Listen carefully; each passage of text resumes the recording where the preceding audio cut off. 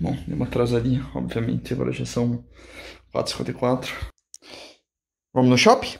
Passear? Vamos no shopping passear? Vamos no shopping passear? Vamos? Vamos? Chora então. Vamos? Passear? Vamos? Não vai chorar? Ah, partiu o shoppingzinho. Comprar coisas pro aniversário da vovó.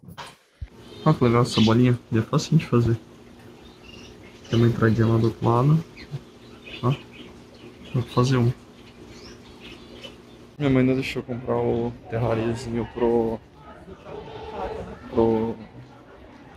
pros caranguejos. Daí eu acabei pegando só uma pedra pro aquário. Né, Beninho? Vai, você tá dando uma volta. E agora a gente vai pra casa, já que eu não consegui comprar o terrário. Bom, a pedra já tá colocada lá, mas eu vou limpar o filtro porque, como eu vou passar 40 dias fora, já vou deixar o filtro limpinho pra não ter que ficar limpando depois. Já tirei ele, já tá lá na pia. Dá uma limpada e encher de volta aqui.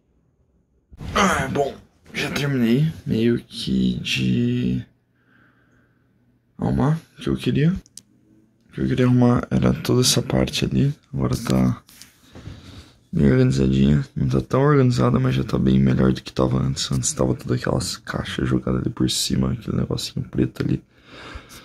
Agora tá organizadinho. Bom, acho que nunca teve tão organizado assim meu quarto. Aqui em cima tá o aquário. Tá realmente bem organizada. Aqui é uma gambiarra minha pra o ar só entrar daquele lado do quarto, não vir eu poder dormir de janela totalmente aberta.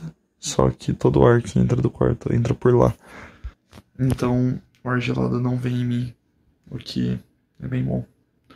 Daí o quarto fica gelado e eu não pego vento gelado direto.